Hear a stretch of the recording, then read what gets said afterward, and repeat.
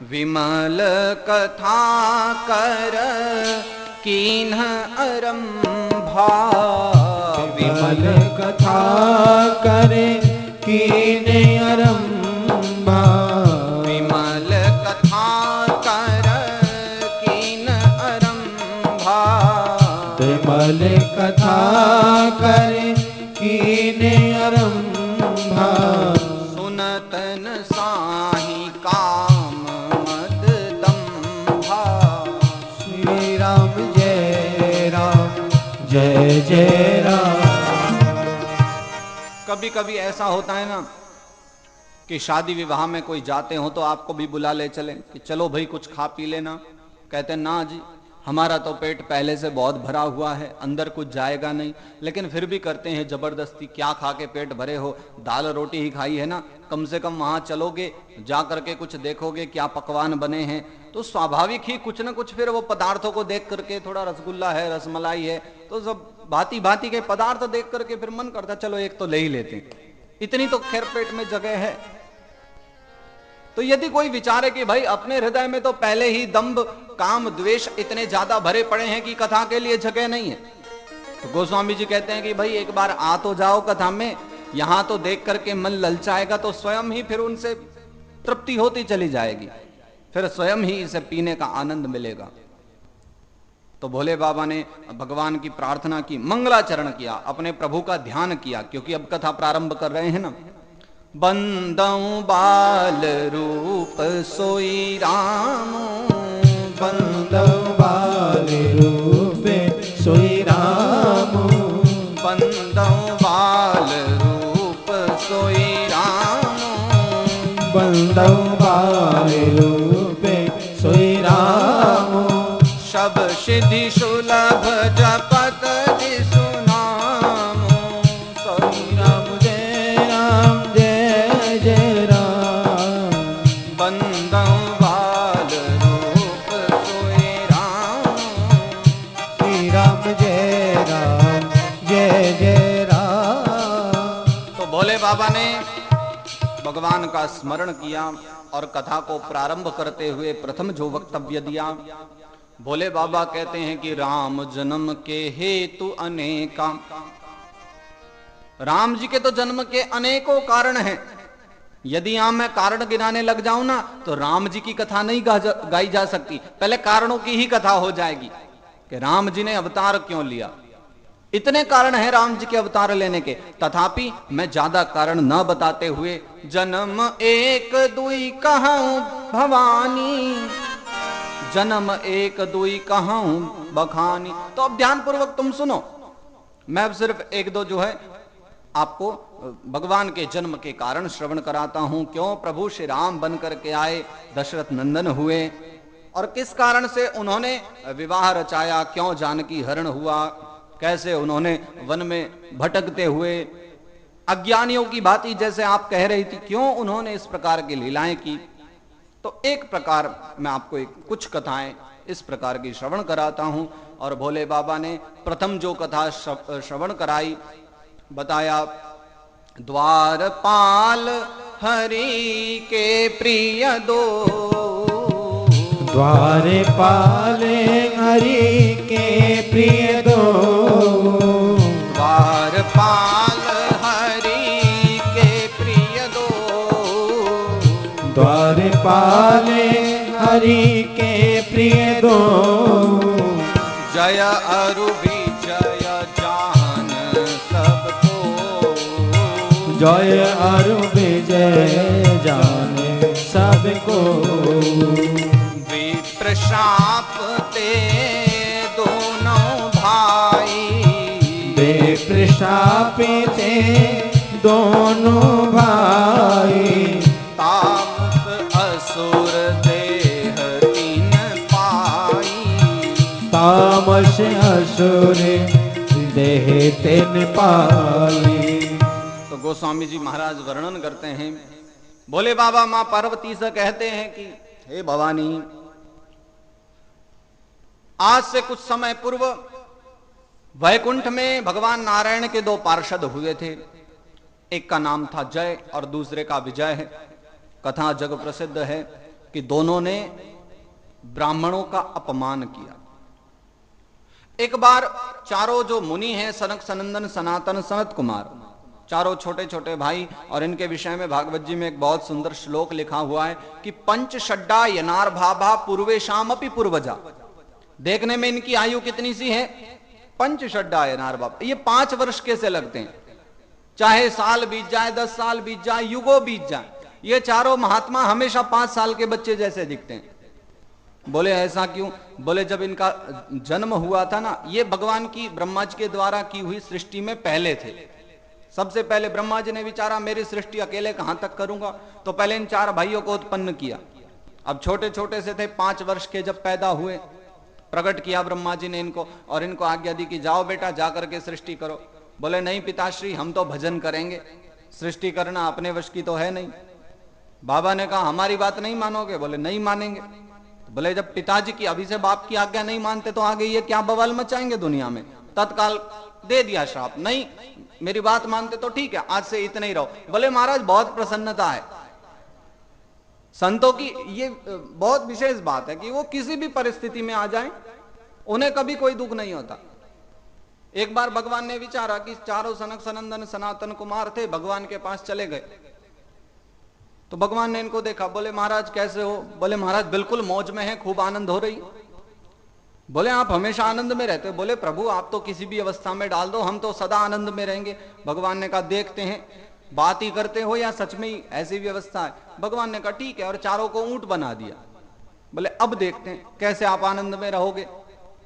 8-10 दिन बीत गए, उसके बाद एक दिन भगवान पहुंचे और जाकर के चारों को देखा, चारों ऊंट बने एक पेड़ के नीचे बैठे थे। भगवान ने जाकर के पूछा बताओ अब कैसे हाल चाल है? अरे खड़े होकर के वो तो आनंद में मस्त हो गए। बाबा अब तो पहले से बहुत ज्यादा मौज है। अरे पहले तो बड़े लफड़े थे, 4 बजे उठो, फिर नहाओ धो, फिर संध्या वंदन करो। अब क्या है, ऊंट बन गए, टाइम पे खा लेते हैं ऊपर मुंह करके, और फिर पड़े पड़े आपका नाम जपते रहते हैं। अब तो सारे झंझटों से ही मुक्ति मिल गई, अब ज्यादा प्रसन्न है। भगवान ने कहा अब फिर नहीं रहने, फिर बना दिए सनक सनंदन चारों भाई। तो संतों की तो ये व्यवस्था है, उनकी विशेषता है कि किसी भी परिस्थिति में रहे, सदा आनंद में रहते हैं, भगवत कृपा को मानते हैं। लेकिन होई है सोई जो राम रचि राखा। अब जो राम जी की इच्छा हो होना होता है। और एक दिन चारों भाई वैकुंठ के द्वार पर पहुंचे, और इनके विषय में एक बात बता दूं कि इन चारों भाइयों की ब्रह्म दृष्टि स्थिर है।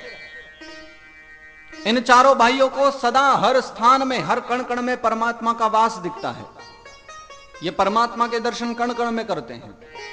ऐसे दिव्य वो चारों महामुनि आज वैकुंठ लोक में पहुंचे। द्वार पर खड़े हुए थे जय विजय। चारों भाइयों ने जब प्रवेश किया, दोनों जय विजय ने उनको प्रणाम किया। महाराज प्रणाम, आशीर्वाद दिया, कुशल मंगल रहे। बोले महाराज आपकी दया से वैकुंठ में है तो कुशल मंगल ही है। तो बोले ठीक है, दरवाजे खोलो, द्वार खोलो, हमें अंदर जाने दो, भगवान के दर्शन करने हैं। बोले महाराज क्षमा करें, परंतु अभी दर्शन नहीं मिल सकते, क्योंकि भगवान तो अभी सो रहे हैं, विश्राम में हैं। सनकादिकों ने कहा यह भी कोई बात हुई? अरे वो परमात्मा जिस दिन सो गए उस दिन तो सारी सृष्टि नहीं चौपट हो जाएगी, क्या वो कभी सो सकते हैं? नहीं, तुम हमसे झूठ बोल रहे हो, द्वार खोलो, हमें जाने दो।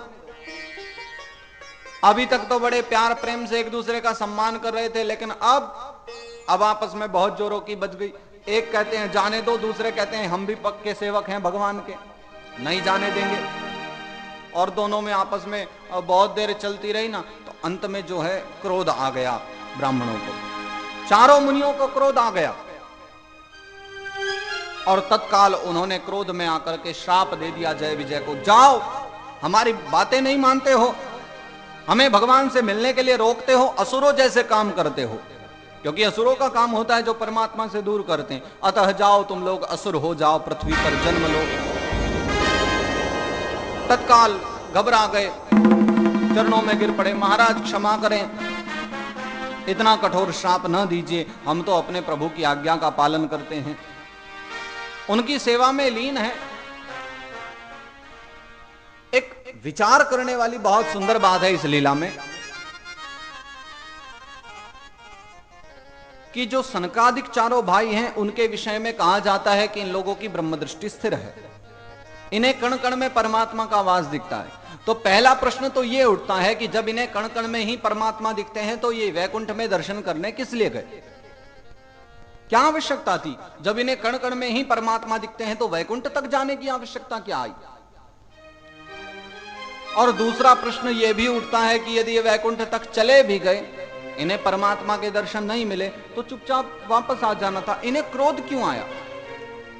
क्रोध आने का कारण क्या है? तो गोस्वामी जी लिखते हैं कि क्रोध की द्वैत बुद्धि बिनु, द्वैत की बिनु अज्ञान। क्रोध कब आता है? क्रोध की द्वैत बुद्धि बिनु। जब किसी के प्रति भेदभाव होता है ना, तब क्रोध प्रकट होता है।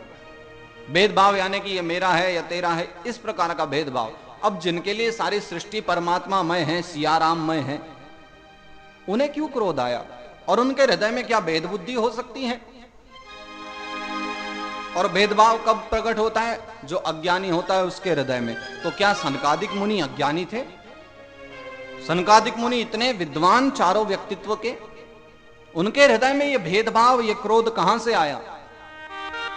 और सबसे गजब की बात तो ये, जो अंतर्यामी कहलाने वाले परमात्मा है ना, अभी तक अंदर विश्राम फरमा रहे थे, बहुत आराम में लगे हुए थे। सारी लीला बाहर जो चल रही उन्हें सब पता है, सब जानते थे अभी क्या हो सकता है आगे, लेकिन रोकने के लिए नहीं आए। और जैसे ही महामुनियों ने श्राप दे दिया ना दोनों को, जय विजय को, तत्काल दरवाजे से बाहर निकल करके आए और फिर पूछते रहे, भाई यहां क्या हो रहा है, किसने किसको श्राप दे दिया? तो जय विजय बड़ी टेढ़ी निगाह से भगवान की ओर देखते हैं कि ये देखो, बिल्कुल समय पर आते हैं ये, और 2 मिनट पहले आ जाते तो हम तो बच जाते ना। हमें अब श्राप लग गया, अब बाहर निकल करके पूछते हैं कि क्या हुआ यहां। तो भगवान ने भी मुस्कुराते हुए अपने दोनों भक्तों की ओर देखा और मानो उनको समझा दिया कि बेटा इतने दुखी मत हो, ये सब मेरी ही इच्छा से हो रहा है। यहां एक भी कर्म, क्योंकि सनकादिकों को क्रोध आना कोई स्वाभाविक बात नहीं है, आता है तो एकमात्र ये हरि की इच्छा है। यदि वो श्राप देते हैं जय विजय को, तो ये एकमात्र हरि की इच्छा है। जय विजय ने कहा भगवान की ओर देख करके, तो इसका मतलब आपकी इच्छा है कि हम जाएं पृथ्वी पर, असुर बन करके, राक्षस बन करके। भगवान ने सर हिला दिया, बिल्कुल भाई, मुझे अभी बहुत सारी लीलाएं करनी है ना, और मेरी लीला में मेरे भक्त ही तो सहायक होंगे। पृथ्वी पर अनाचार बहुत बढ़ गया, असुर बहुत बढ़ गए, अतः तुम भी असुर बन करके जाओ, तो तुम्हारे बहाने, तुम्हारी सहायता लेकर के तुम्हारे साथ साथ मैं न जाने कितनों का उद्धार कराऊंगा। रावण की कथा तो आप सुनते ही हैं। रावण की कथा में रावण को मंदोदरी ने कितनी बार समझाया, माल्यवान ने कितनी बार समझाया कि भाई तू मर रहा है तो ठीक है, पर तेरे साथ साथ ये तेरे लंकावासी भी तो मरेंगे, तूने जो इतने असुरगण इकट्ठे किए हैं वो भी तो मरेंगे। रावण भी मन में विचारता, यही तो भगवान की प्लानिंग थी कि ताकि मैं रावण बन करके जाऊं और सारों को इकट्ठा करूं, और इकट्ठा वही कर सकता है जो सबसे बड़ा हो। तो रावण सबसे बड़ा बन करके गया, उससे बड़ा कोई असुर नहीं था पृथ्वी में, सब भगवान की इच्छा। तो जय विजय ने जब भगवान की ओर देखा, मानो विचार लिया कि ये भी यही चाहते हैं कि हम असुर बन करके पृथ्वी में जाएं और सारी दुनिया को सताएं, इनके भक्तों को दुखी करें, और तब जाकर के अवतार लेंगे। तो उन्होंने भगवान की प्रार्थना को स्वीकारा और कह दिया कि ठीक है प्रभु, जैसे आप चाहते हो ना, जहां भेजोगे वहां चले जाएंगे, जो बनाओगे सो बन जाएंगे, जो बनाओ सो बन जाएंगे।